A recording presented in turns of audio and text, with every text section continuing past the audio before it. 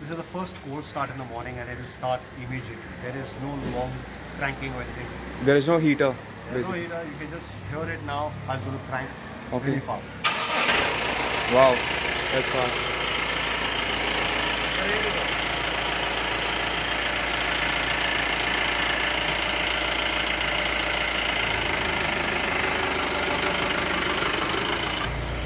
go. Okay, we've begun a ride now and Chris has taken over the wheel and he can give his experience about the lightness of the power steering and the kind of smoothness the vehicle offers you despite being such a rugged vehicle.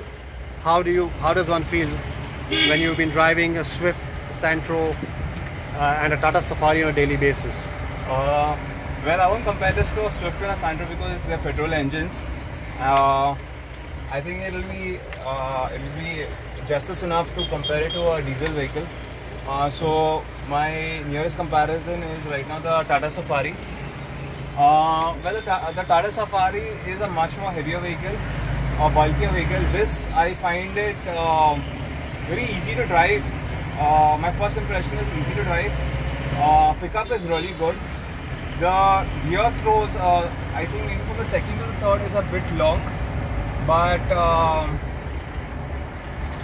overall I think the vehicle in terms of drivability is good.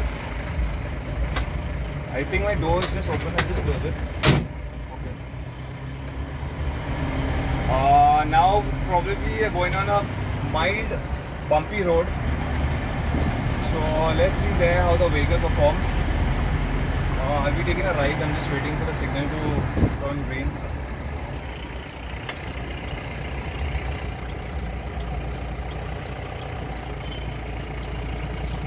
But my first impression is that I find the distance between the driver and the steering wheel very comfortable. This will actually be a boon on a long distance journey. In the Safari also, I find it a little bit the distance, the steering wheel to the driver distance is a bit less. This I feel a vehicle more open. Having more openness probably in a vehicle is something good when you are doing a long drive. One thing for sure, like going by what Damanjeet has told me, the reliability of this vehicle on a highway will be absolutely almost I would say 95 to 100% because there is no heavy electronics in this vehicle. There are no power windows. There is no touchscreen. What I like about old school vehicles is you can take them anywhere. If this vehicle is meant for off-roading, you can go into a river. As compared to, I would give you an example of the new Thar and the new Force Gurkha. I don't see any reason why they have put touchscreens in the Force Gurkha BS6 version and even in the Mahindra Thar 2020 model, the BS6 model, because real hardcore off-roaders will probably want to put their vehicles to a torture test, go off-roading, go into rivers, go into streams. When you do all this, what's going to happen is the reliability or rather the dependability of a touchscreen, even for GPS or even on terms of it working, will after going into water will almost be nil, because for sure it's as good as putting your putting your phone into a mug of water. What's going to happen? You can't expect a phone touchscreen and buttons to work after that. So in the same way, if you're going to have a 8-inch or any infotainment system with a touchscreen on your vehicle, and you go into a riverbed or water touches it, don't expect it to function as original, because it will not. So I don't really see why companies who are making off-roading vehicles are going in for such kind of a setup, because real off-roaders will not choose a vehicle or may not choose a top-end version of that vehicle which comes with a touchscreen. They would probably go in for a mid-range variant without the touchscreen. I mean, after all, do you want a car or do you want a laptop? You need to decide. So real off-roaders, real hardcore off-roaders who want to experience the thrill, the adrenaline rush of off-roading, I would suggest you either going for a Thar, especially this version, the DI version, and not the CRD, or maybe the old school Gypsy, because the old school Gypsy as well has been tried and tested by the army in extreme conditions, and that too without modification, stock tires, in snow, except they just add chains onto the tires, but otherwise they do not do any mods. They do not do any mods to the vehicle. They drive it on original company and factory settings. So I don't see any reason why people put snorkels and all. I think buying an off-roading vehicle and keeping it almost original. Maximum, if you do not have power steering, like in a Gypsy, you do not have power steering, you could add in, drop in a power steering and a AC, and maybe as good off-roading wheels as we have seen on this Jeep. Steel off-roading ones with good tires.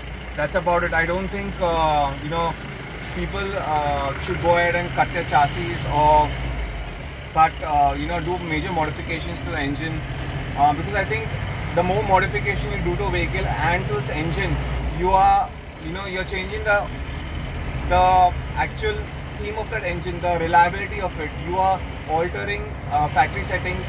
You are actually questioning the reliability for the exact purpose for which you bought the vehicle for. So my short review on this would be the drivability of this is easy to drive. I don't feel, to be very frank, I find driving this way more easier than driving my Safari, because the Safari is longer, a little bit wider and bulkier. So that weight adds and changes the drivability factor on a vehicle. This one, to be very frank, I feel like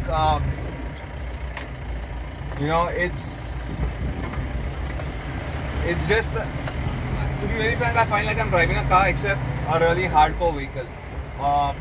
This is any day easier than driving those massive SUVs, or even like one like the Ford Endeavour and stuff. So if at all anyone wants a vehicle for fun and practical use, this can be used even for everyday use. Once you just put in an AC, you can use this on a daily basis. I would suggest you just buy a Mahindra Thar, or if at all your other option is a Gypsy, but you will not be able to get a brand new Gypsy because the government has stopped registering vehicles and selling the Gypsies to civilians. It's only available for the army, because the army has got the nod of bypassing the safety norms, so they can stick to BS4 vehicles. For us civilians, you will not be able to buy a brand new Gypsy. You could probably get a second-hand one or in an auction from the army and then do it up. So all in all, I would like to end this review. My experience of the Thar is really good. For those looking for a Thar, I suggest you look for the older version, not the 2021. Unless you want all that, you want the touchscreen, you want the comfort, then go into the 2020. But if you're looking for old school reliability, feel, and the fun factor, go in for the Thar. Preferably if you can get the DI version, get the DI version, or maybe the second best I would say is the Gypsy. But my preferences would be the Thar. I like the look of it, the old school look, and then if at all, I would say the Maruti Gypsy. Thank you.